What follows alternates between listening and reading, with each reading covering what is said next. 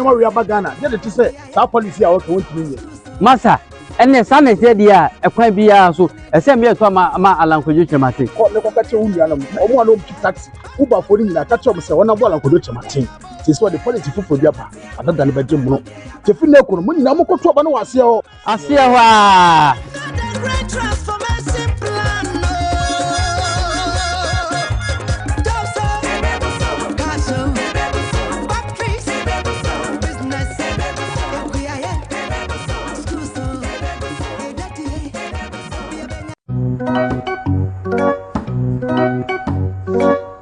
Your game is weak. Just like your party's policies. No wonder you are heading straight to the opposition this election. Come on, bro. With your 24 hours something, are you trying to say the chop bar woman will be 7 to 4 at 12 midnight? And you, with your digitalization talk, how is that going to help the chop bar woman sell more fufu and soup? Are we going to use credit card at the chop bar? Hey, you two, enough of this back and forth wahala. Politics and governance isn't just about manifestos and empty promises. It demands a comprehensive plan. That's why Alan Chematin is bringing the Great Transformational Plan, GTP. Listen, the GTP is about real change. It is built on 6 key clusters. First up, the economic cluster. This is about fixing the economy, creating jobs, supporting local businesses, particularly small businesses, and helping our farmers, fishermen, and those in tourism to grow. Next is the governance cluster. Under this, Alan is focused on fighting corruption, strengthening our institutions, and ensuring transparency. No more shady deal. It is also about deepening local governance and decentralization. Wow. Wait, there's the infrastructure cluster.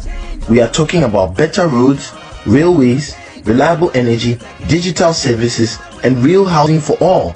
Not just empty talk. The social services cluster also focuses on healthcare, quality education, and support for the youth and the vulnerable. Everyone deserves a fair chance. And the environment cluster is about managing our natural resources to create wealth, addressing climate change, and promoting sustainable environmental practices. We want to leave a clean Ghana for the next generation. Finally, the behavioral and mindset change cluster highlights how we Ghanaians can realize a change in conduct to be better and more responsible citizens. Imagine this: jobs, quality healthcare, real education, and leadership with integrity. That's true transformation. Ali, the GTP is indeed a game changer. Wow. So where can I get a copy? Don't worry, I will get you one. So I ask you, when I say vote Alan Chematin, what do you say?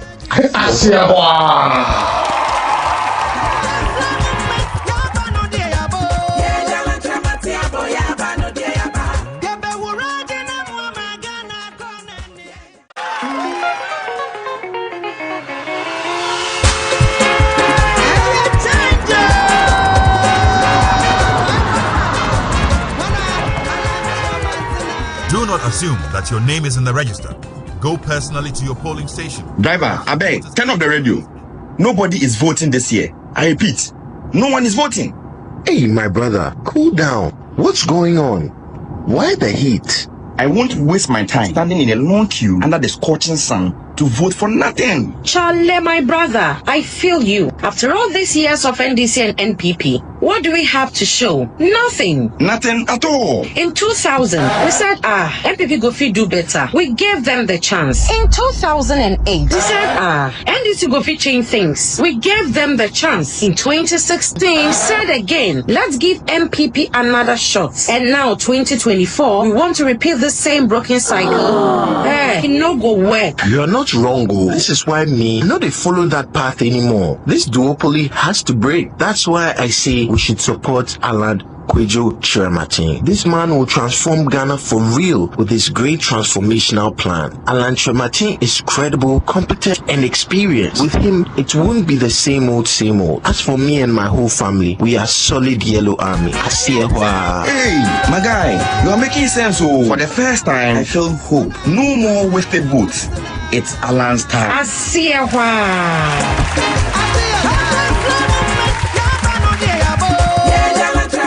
Boy,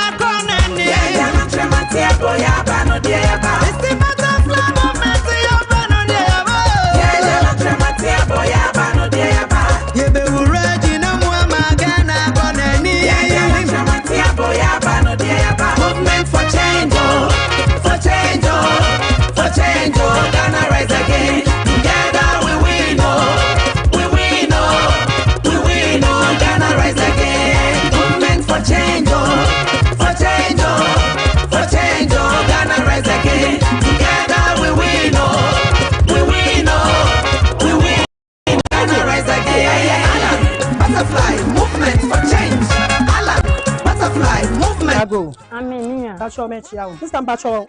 And yama me debra on me beji misika. Minya na ka to sisi wani twa sisi nyama munye na nse ya nfa. Sister me pacho de bi oh minya nya botre. Franco won fa. Me pacho sa me de ma wo se fa ya adwuma no. Wo de twa wani ma na. Nka me hesa nyama ne du ho. Na nse dwanye ya ntwa ade nti na mabede o kan. Ti bibia ne a ya nyame ne mechia o kan. Minya no. Ena de me jini sika. Me pacho. Na de na ase. Minya me ni na abre kakra da me ba customer. Me de minya ika. Busumini. Minya sika ntwa ne kan wo dan me ka. Ogu mani ma sisi wi ase nyina ase me de ne ka. Ana wo dan me ka egu me. De bia me ne mo nati a me ka kire mo. Enu nti na de bia me tuufo.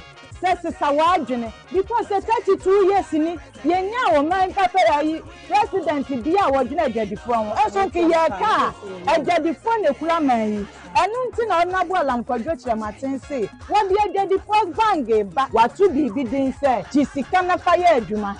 Enti se mu nyina mo anya sika na wo de ye adwuma na wo tene nkakra. Bibi se ebesi. De bia ntu. No Ghana card, no guarantor. Ensi hu bia ni ho. Wo de ma wo nso wo ma wo fie tenten na wo de atwia ne nkakra kwan. Se ne ye nyina se mo ate asemo ya. Me sesan jisika na fa ye adwuma. Ha ti se jisika fa ye adwuma dia. Ene 7 December ni na ye kwoto aba na. Ni ye kwoto we. Asiewa.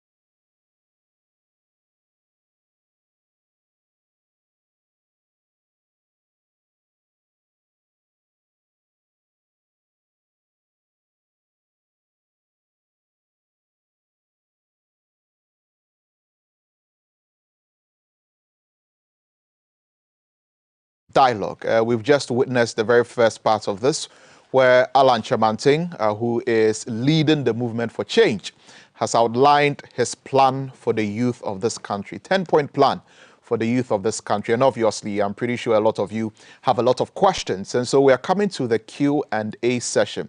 Now, we're going to be doing this till 6 p.m.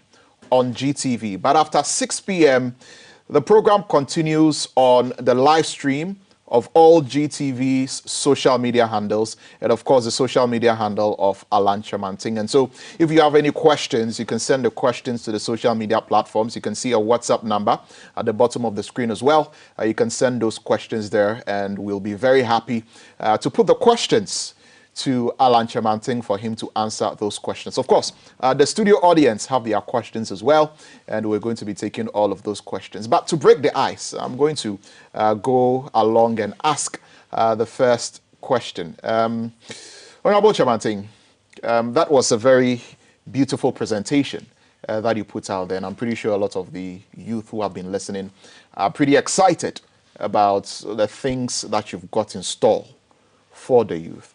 My first question to you is this. We live in a country where we are saddled with a lot of debts. Our debt is in excess of 700 billion. And we've done a debt exchange program, which means we're going to have to struggle to pay a lot of our debts. But here you are with your GTP and your 10-point youth plan, with all of these lofty ideas. And the question is, where is the money going to come from? Because we have very little fiscal space. So where is all the money going to come from for you to be able to implement these plans that you have? Thank you very much. It's an excellent question. In the first place, we had no business going on such a reckless borrowing spree. I call it a debt trap, not debt, no, debt trap.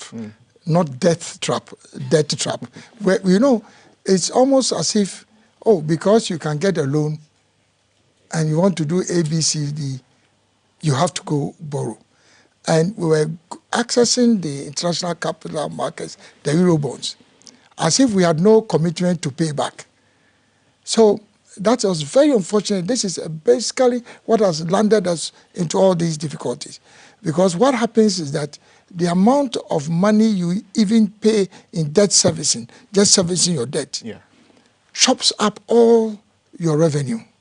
You're spending all your revenue on debt servicing and then paying the emoluments of public sector officials. So there's virtually no money to, Now, number one, during an Alam presidency, we will ensure that we bring the debt to sustainable limits.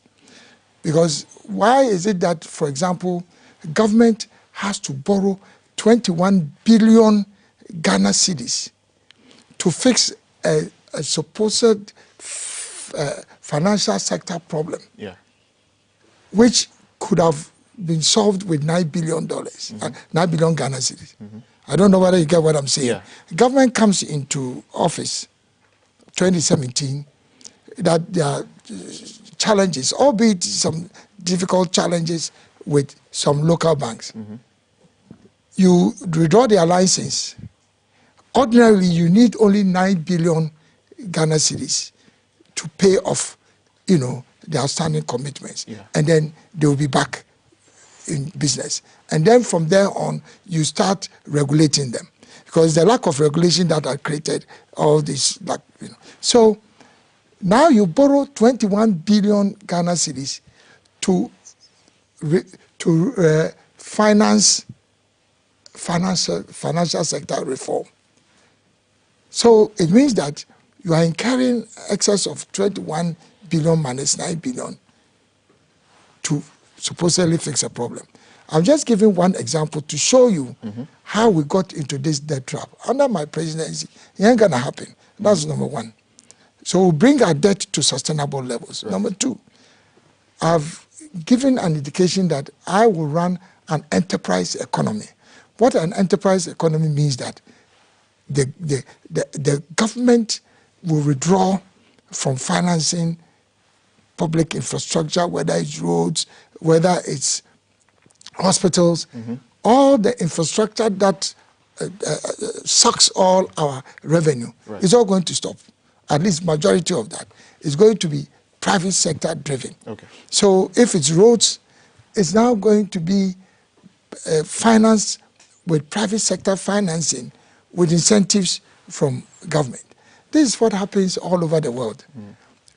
The private sector are giving concessions to construct roads, to construct airports, to construct hospitals. Most of the top-class hospitals, tertiary hospitals in the United States are owned by the private sector, including foundations of universities. So you find that Harvard, for example, owns maybe 80% of the stocks in a particular major hospital. That's the way it works. But in Ghana, government wants to be the financier of all projects, even though you don't have the money. So that's also going to stop. We are going to work with the private sector now to find the money to be able to invest in all this. And then, of course, with regulation, because the fact that you're allowing them now to finance projects does not mean that they are left on their own, with oversight and regulation. So it means that you are going to free all these resources, which under normal circumstances, our budget is going into roads, is going into schools, is going into education, and so on and so forth. Because that's where the money goes into. Then you would have money to finance these projects which actually develop the economy. And that's where I feel that we need to focus our attention. Last but not the least is the money we are going to save from corruption. I tell you how much money we lose as a country from corruption, you'll be amazed. And all that savings can be used to fund most. Because remember, what we are financing under these initiatives is to increase the productive sector of the economy. And remember, when you create these initiatives and people are employed, when they are employed, they will pay tax on their personal income. And that is how government gets revenue, not on charging unnecessary taxes on production. Because the government has a certain unfortunate attitude about how to collect taxes. They think it's easy to put taxes and duties on imported goods. That's why we have all those taxes at the ports, and that's what makes prices very high. That is not the way it works in most advanced countries. That is indirect tax. Rather, make the companies work, get people to be employed. And then when they are employed, you can then ask them to pay part of that in taxes. So those are the three ways of dealing with that. All right. Thank you very much for that response. And so we'll come to the studio audience. I will take 4 questions at a go, and then Honorable Alan will answer the questions, and then we do it that way. Let's also remind you that if you are watching us on our Facebook live stream, on any of the social media handles of GTV and Alan Chamanting, you can also send in your questions. I will be very happy to ask those questions. So there is a microphone, and I see some hands up. So let's start with the gentleman over there with the first question. Hello. So tell us your name, and then you can ask your question. Okay, my name is Daniel Teikuju from the University of Ghana. Right. All right, so my question to Mr. Alan is more like about taxation. We've seen in previous governments how tax on imported goods had been increased most often. So we want to ask, how are you going to go about it to the extent that what we the youth get our monies from, which is most of the time sport betting, that one too tax had been imported or had been placed on those avenues as well. So what are you going to do about tax? And that is my question. Thank you. All right. Thank you very much for your question.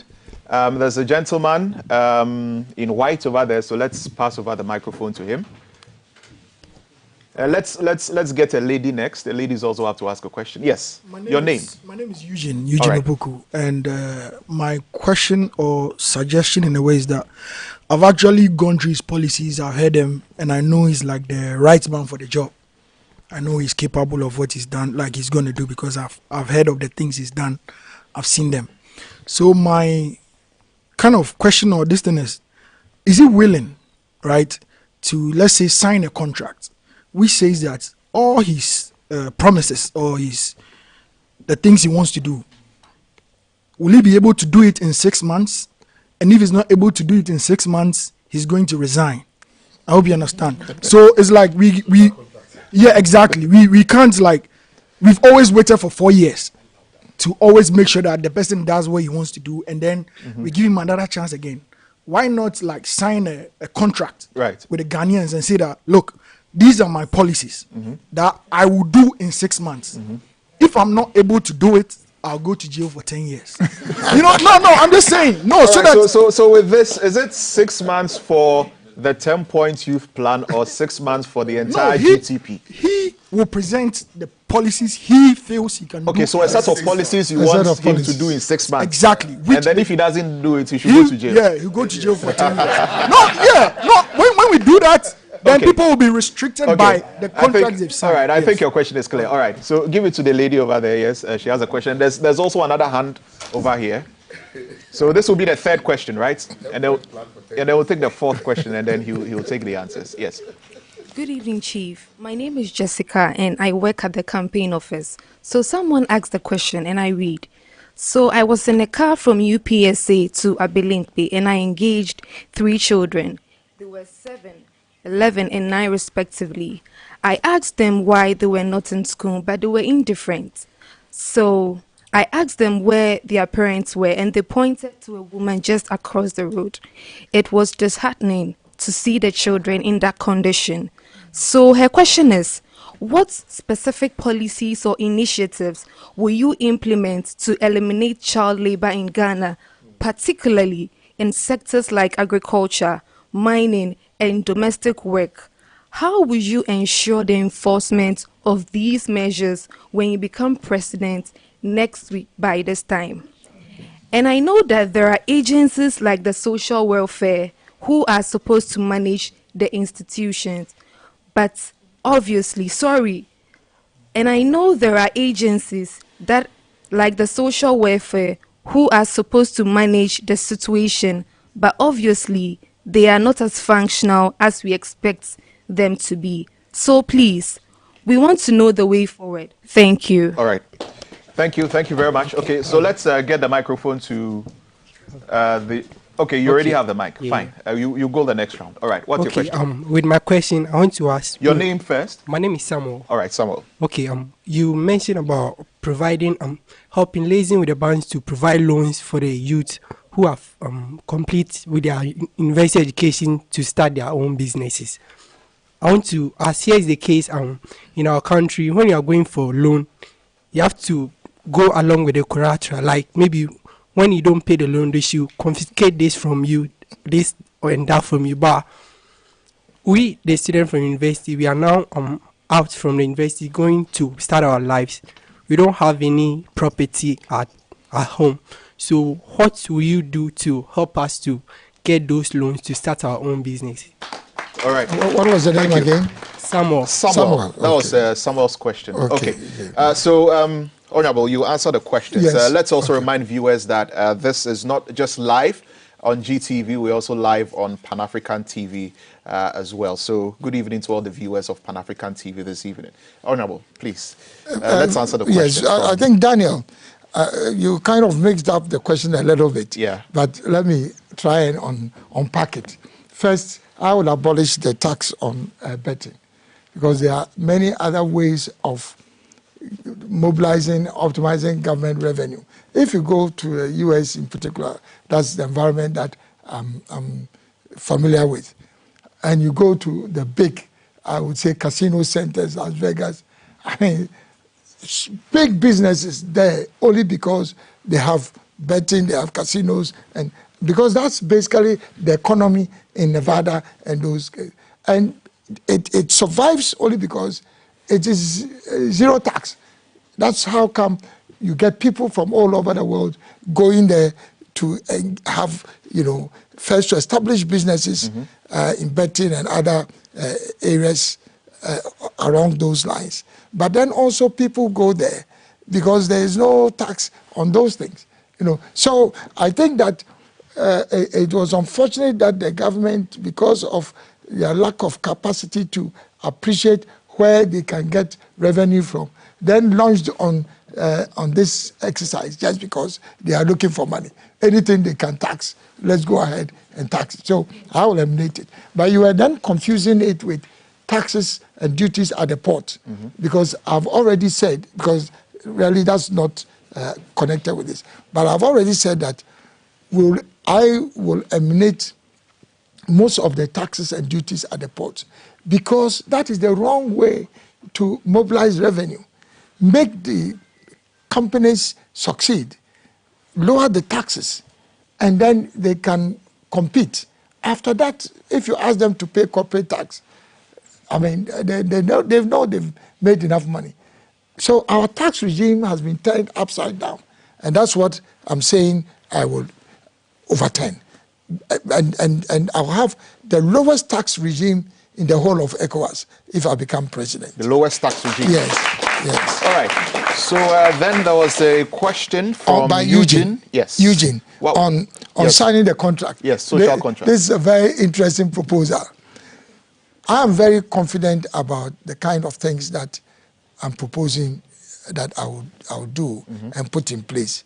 Now, so part of my agenda is, I call it a citizen's contract, but I guess it's the same thing. So it's not only because you are talking about it, but if you read my GTP, I have a proposal for a citizen's contract already in it, which is predicated on a commitment to ensure that all the policy interventions that I've outlined, that they will be executed. So we are talking about the same thing, except that I did not attach a sentencing. But you see, I think it's very important because it shows the level of frustration of the people. I can't believe it that these two parties who have been giving us manifesto promises for 32 years end up not doing most of them, they still started the same song, rhythm, making promises, wild promises. Right. And not backed by substance. Chief, before you carry on, let me just quickly announce that we are going off GTV now, but we are continuing because there is a live stream. And of course, we're also live on Pan-African TV as well. And so we'll go off. For our GTV audience, you can join us on the social media handles of GTV and Alan Chemanting, and also join us on Pan-African TV as we're continuing with this Q&A session. Thank you very much for that. But of course, so Eugene, with my citizen's contract is similar to what you are saying. I will perform, so there will be no need for you thinking about me going to jail, because you will find that there will be performance. Then Jessica, I think you were reading a message that had been posted by somebody on Facebook. That's my understanding. And they're worried about child labor. In all fairness, I can understand why there's that frustration. But if you look at the comprehensive nature of the things that I'm proposing, I'm not sure that there will be that incidence of child labor to the extent that we have now. Because if parents realize that there are all these opportunities for young people if they go through school, why would they keep them at home, and basically not have a life beyond that? And at any rate, what I'm proposing would make it clear that you don't necessarily have to go up to tertiary level or university before you can make a living. So I feel that the kind of interventions that I'm proposing, and remember, this is just only the youth-related interventions. If you read my GTP, it's very extensive in many other sectors. So that's the way I would look at it. Of course, there would always be child labor in our villages, in the communities, because somehow our social, I would say, regime brings very young people to start working at home and helping their parents on the farms and things like that. Sometimes I think if you look at the cocoa sector, for example, and when you hear from all these fair trade organizations, sometimes it's a bit exaggerated. But essentially, I would go along with the policy of significantly reducing or completely eliminating child labor, because there will be so many opportunities for advancement, and there will be no reason for people to keep their children out of school. Right. I think the worry is for people to now feel that if you spend all your life savings to help them to go through school and they end up not having a job, then they might as well start early, and work. All right. So then there was a question from Samuel who was concerned about getting loans. Yes. And the fact also that young people also a very have to important point. Collateral. You remember, maybe if you heard what I said, I was saying that everyone who goes through tertiary education, once you come out, you have an opportunity to have financing from this Youth Entrepreneurship Fund. But exactly as you said, this has, number one, grant funding. So grant funding is free money. You don't need collateral or any other equity to them. Then there's what we call equity financing. So this fund will provide part of the money that you need in grants, because it's done all over the world. If you go to the US, they have what they call the Small Business Administration. They have all kinds of financial packages for people. So if that works in America, then we must understand that that's the way we need to go. So part of what you get will be grant. Part of it will be equity, meaning that they will provide the money to you, not as a loan, but over a period of time when you start making money from your business, then the share that they take in your company now will be reduced over a period of time, because you are paying not off a debt, but the fund would take an equity position in your company. provide you money, not as a loan, but they will take part of the equity. So, for example, if you need 100,000, part of it will be grant, part of it will be equity. So the fund will take, let's say, 40% shares in the company. And then also the rest of the money, which is debt financing, that's a loan, will be collateral free. Will be collateral free and interest free. I hope you understand what I'm saying. As the Americans will say, it doesn't get better than that.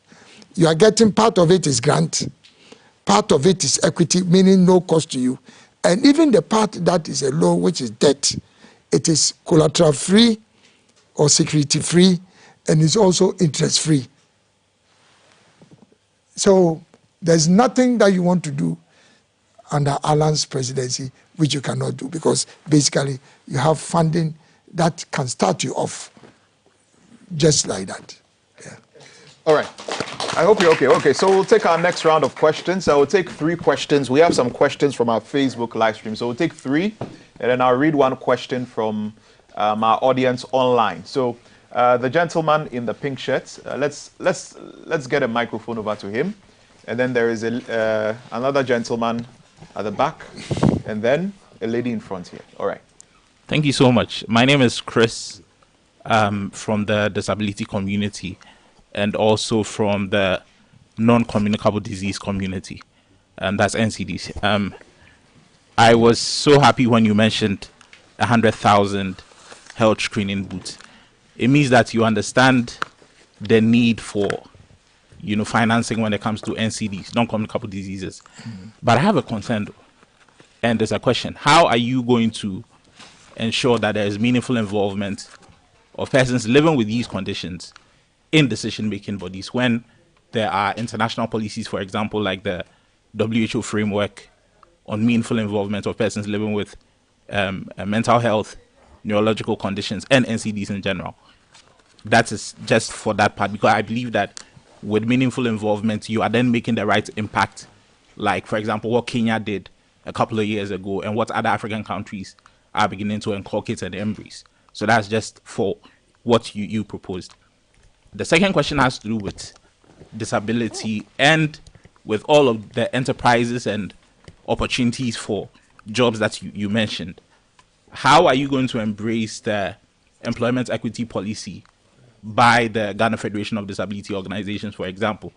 This policy ensures that persons with disabilities are well captured within the framework of the job market, so that we don't become an afterthought.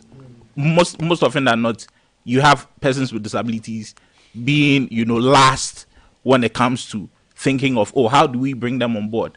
How are we making environment accessible? If you remember, Ghana signed a moratorium in 2007, ensuring that all public offices or public spaces are made accessible. Right. That was a 10-year moratorium. It never came into fruition. How are you going to ensure that? Thank you. All right. Thank you very much. So let's make sure that our questions are very snappy, straightforward, straight to the point. There's a gentleman over there. Yes, ask your question. Very snappy, straight to the point. Yeah, my name is Nick Kenyame. So I was very happy when you spoke about the galamsey issue. So, but you didn't talk about the fact that you spoke about giving the young, the youth, lances and capital for the mining. But you didn't speak about the fact they are destroying our lands and water bodies. And 2, my second question is, how do you plan to ensure that the job opportunities you create are sustainable and provide long-term benefit for the youth? All right. Thank you very much, Nika Nyame. All right, there's a lady here. I thought we were passing. You have the microphone? Yes, pass the microphone to her, yes. Okay. My name is Kerry.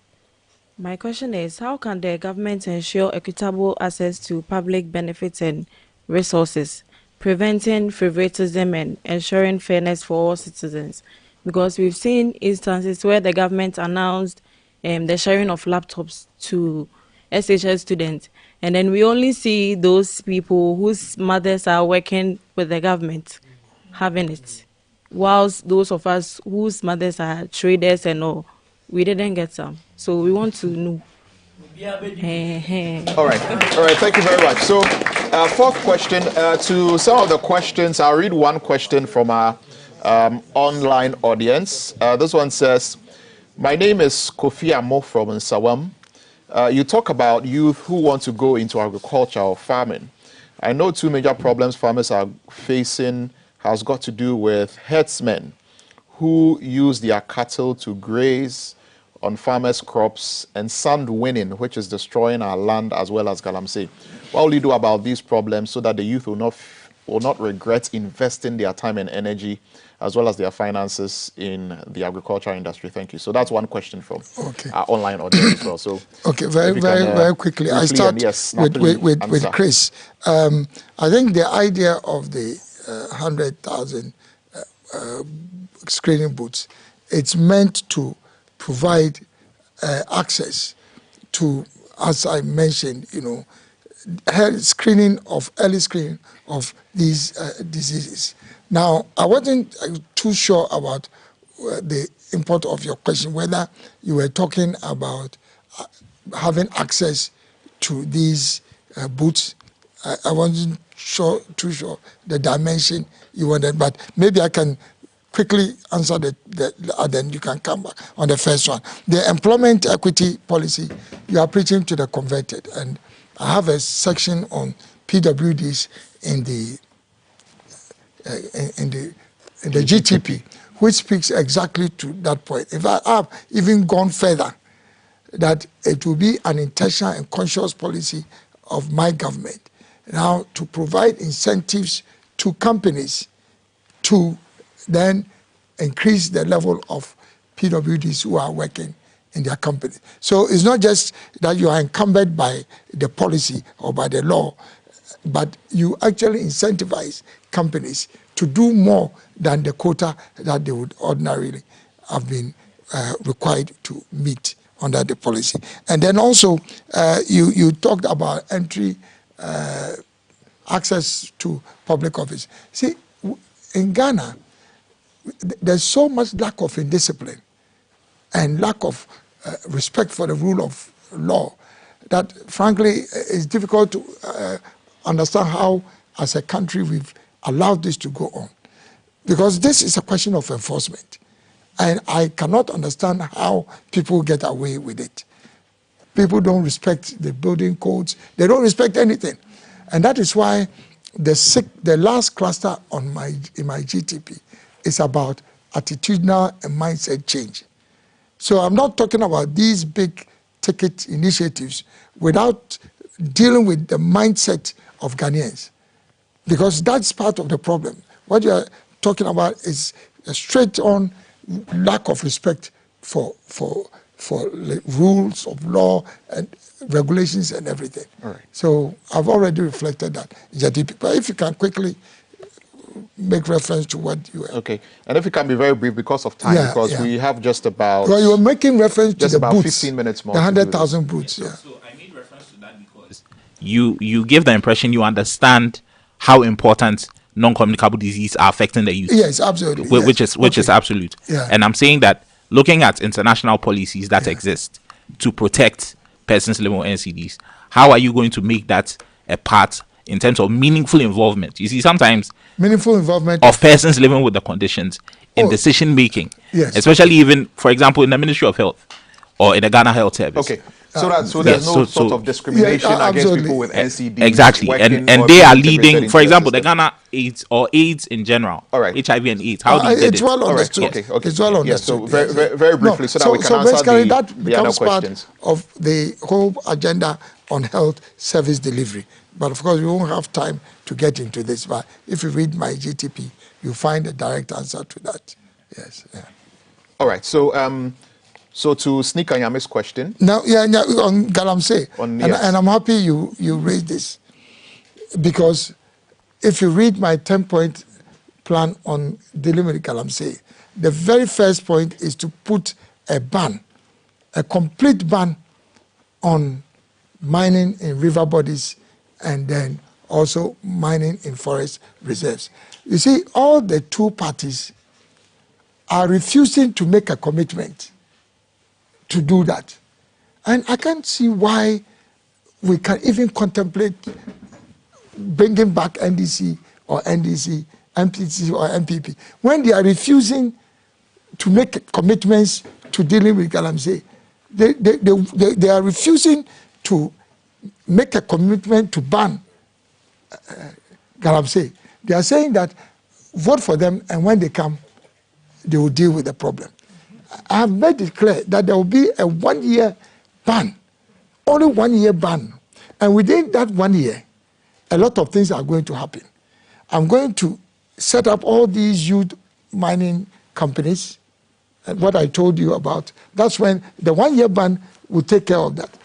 During that 1 year ban, I know I've been to all the galamsey sites. They are paid 200 cedis a day, for all the dangerous work there.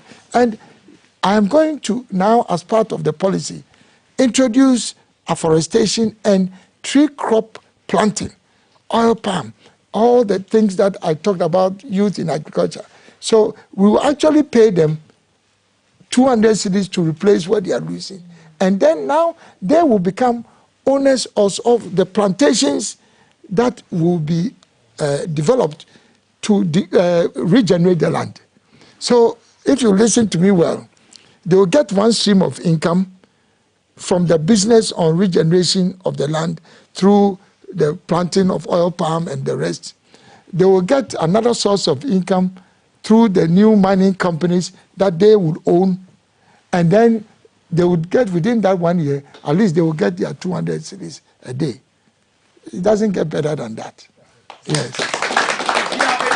And then also, he was talking about long-term opportunities for sustainable jobs. So basically, this is exactly what I'm talking about. If you look at all the employment opportunities, and you read the section on the GTP that is focusing on environmental sustainability, this discussion was only on youth employment.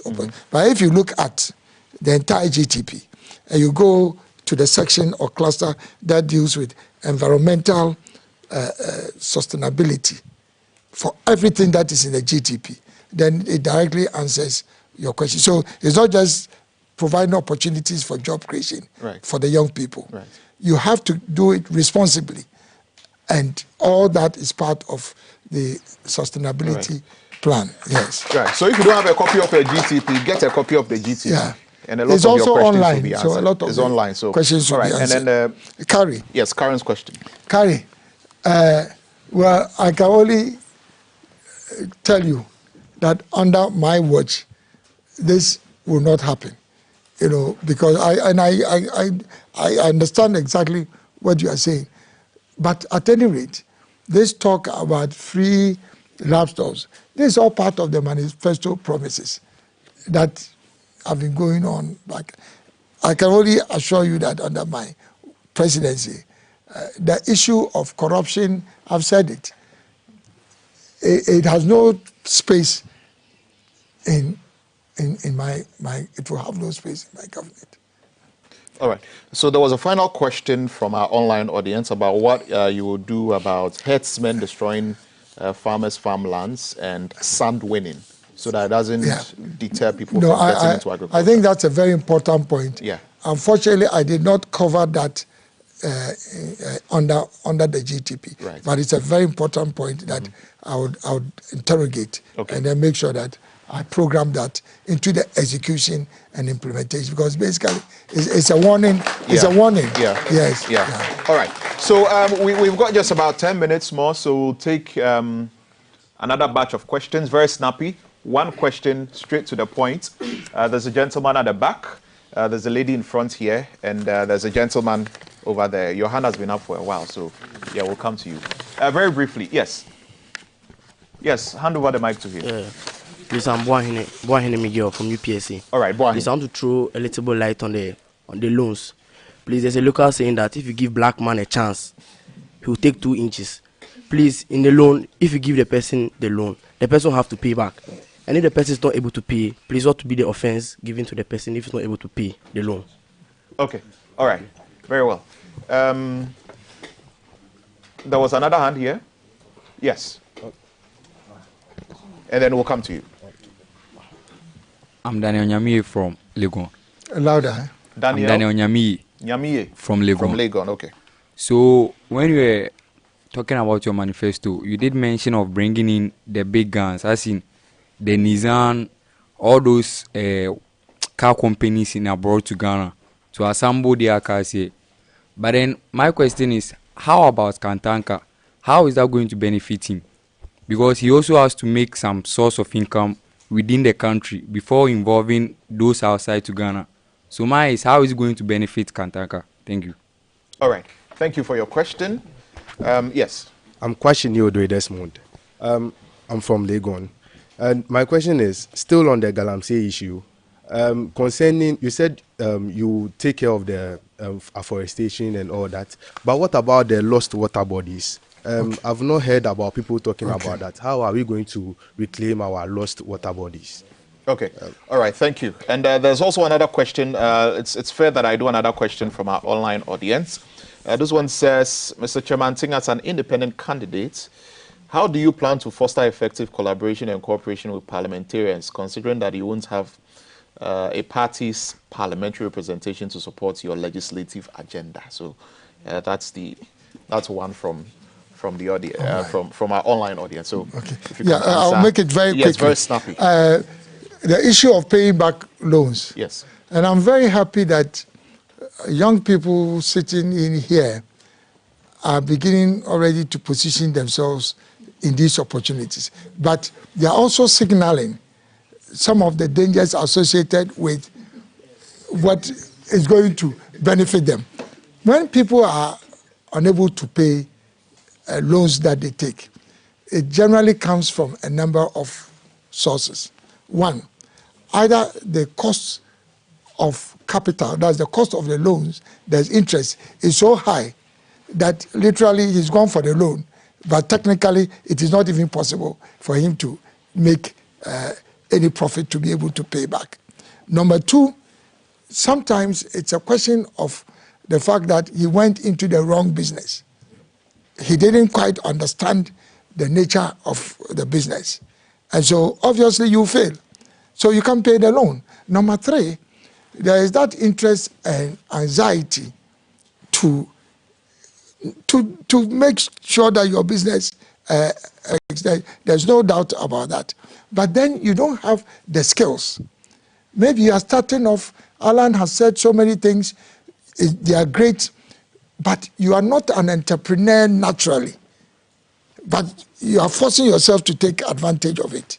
Or you have that entrepreneurial spirit, but you don't have managerial capacity. When all these three conditions exist, you will fail and you will not be able to pay your loan.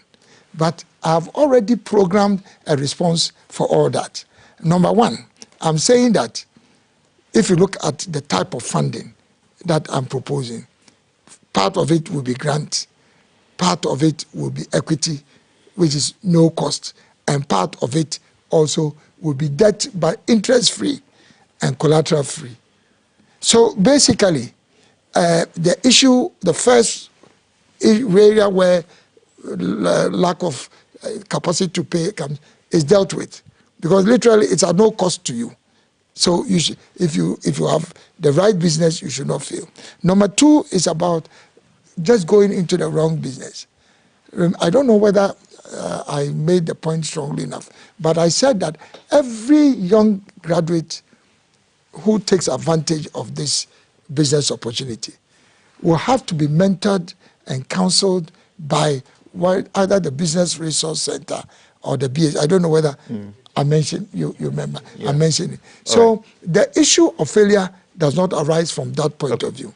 And then last but not the least is the fact that you would then have support also in terms of mentorship and then also your business plan and getting it right. Okay. So the risks are actually reduced right from the beginning. All right, very well. So let's move on to the next question, answering the next question. The next question is in respect of the assembly of cars. Yes. And that's by Daniel. Yes. I thought I also mentioned Kantaka. Yes, that you did. In actual fact, you did. You know, we have different grades of licenses that we give to these companies. I intentionally and deliberately and on purpose gave the highest level of license to Kantanka. And so Kantanka now has an advanced license higher than all the others. This is making sure that our indigenous company that had already been in that assembly business also has an advantage. And so if you look at the range of vehicles that Kantanka is producing now, you'll be amazed. And it is all because of this policy. Now he's competing toe-to-toe with all the foreign companies. So I think maybe you didn't quite hear them. Right. And then the last one is Mr. Kwashi. And I'm very happy that you guys are really internalizing this, because I didn't want to get into the details. But apart from the temporary ban on small-scale mining, there's also a permanent ban on mining in forest reserves and river bodies. Yeah. Now, within the 1 year of the temporary ban, I've made a commitment in the policy that we will clean all the water bodies in Ghana within 1 year.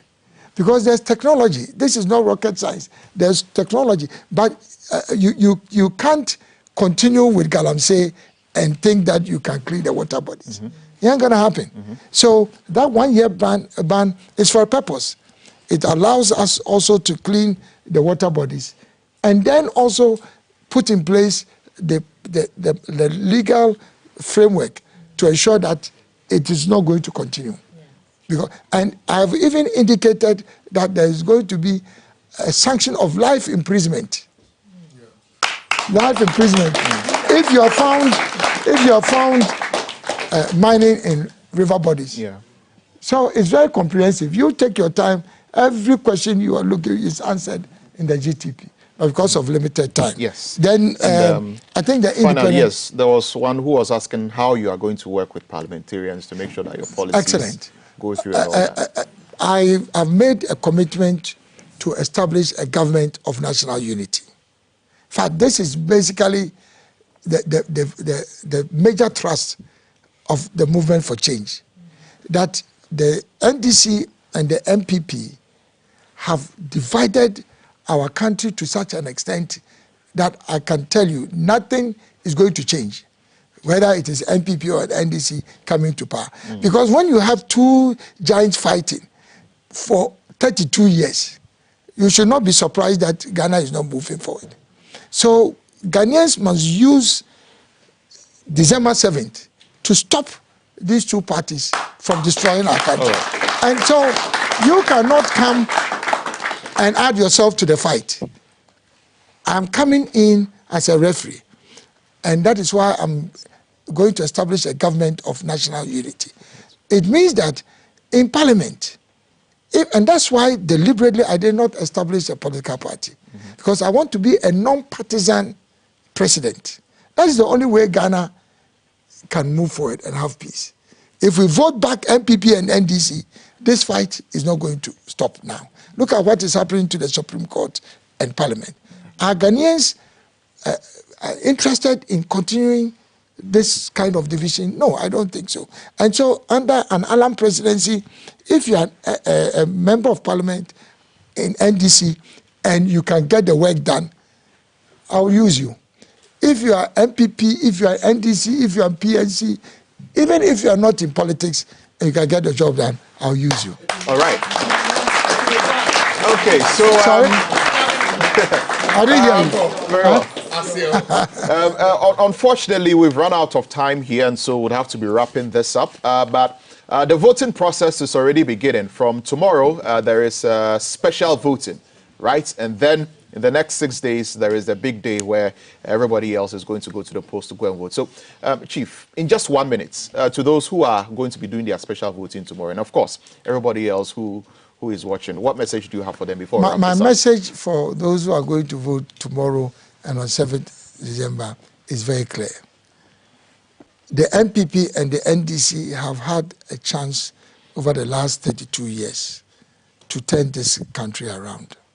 Unfortunately, after 32 years, we are still in economic crisis. After 32 years, we still have doom zone. After 32 years, there are many communities don't even have water. After 32 years, we have not been able to deal with public housing, basic necessity of life where people will be able to lay their heads. After 32 years, our young people still can't have access to jobs. So on what basis are we going to vote NPP and NDC back in power? And that is why I'm really making a personal appeal and urging the young people of Ghana. You hold the key. You are more than 60% of the voter population. If you all decide to vote for change and you decide to vote for Alan, your circumstances will change. The NDC and the MPP, 60% of the voter population are not committed to either NDC or MPP.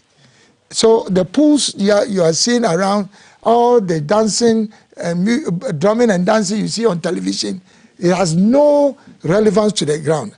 I tell you all sincerely, don't be deceived, because obviously you even don't have a job, so you don't even have the capacity to go down and. But what is happening on the ground? People have made up their minds that if it is MPP and NDC, then they are not going to vote. It is this message, compelling message of the movement of change, that there's still hope. And that is why now people are going to vote. So I want the young people of Ghana to make this their campaign and make sure that they make the next president somebody who thinks and will work for the youth. And that is why I have this youth policy. All right. Thank you very much, Chief. Thank you so much, Alan Chamanting, for organizing this Afrafranto Youth Dialogue, answering all the questions. We know that there were a lot of questions, especially from our online audience. The team has noted every question down, so watch out for the social media handles of Alan Chamanting. Some of the questions that you asked have been noted down, and in due course, those questions will be answered. And we believe that you now have a very good idea of what the 10-point youth plan of Alan Chamanting is. And if you've not been convinced yet, well, I don't know where your mind is, but you have to be convinced. So if you're voting in the special voting tomorrow, the message has been sent to you. On the 7th of December, also the message has been sent to you, and you know what to do. So once again, a very big thank you to the Movement for Change and the leader of the Movement for Change, Alan Chamanting.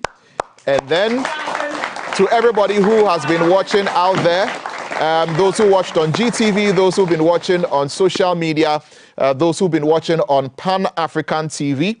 We also want to give a special mention to 3mjgh.com, and of course everybody else, and of course to the wonderful studio audience. You've been amazing. Thank you very much. This is where we'll end the Afrafranto Youth Dialogue. Enjoy the rest of your evening. You've been great.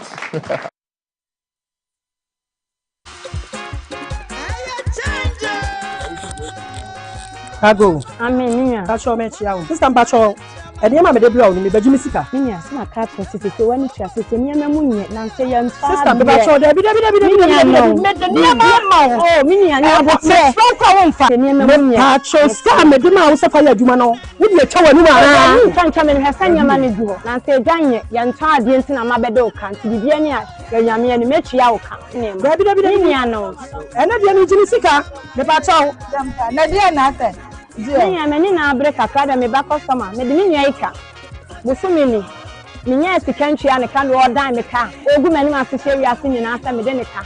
Ana wo dan me ka ogu me. De bia me ne mo nati ya me ka kire mo. Enu nti na de bia me tuufo. Sesa wadwene because 32 years ni yenya wo man papa yayi president bia wadwene adadifo ho. Eso nke ye ka adadifo ne kura man yi. Enu nti na onabo Alan Kwadwo Chiramaten say what the adadifo bange ba watu bibi din say jisika na fa ye adwuma. Enti se munyina mwanya sika na wo de ye adwuma na wo tene nkakra. Bibi say ebesi. No Ghana card, no guarantor. Ensi hu bia ni ho wo de ma wo nso wo ma wo fie tenten na wo de atwia ne nkakra kwan se ne ye nyina se mo ate asemo yi a me sesan Jessica fire Juma. Auntie said Jessica fire Juma dia. And the 7th December near na ye for 12 and 9. Near for 2 ways. Asiewa.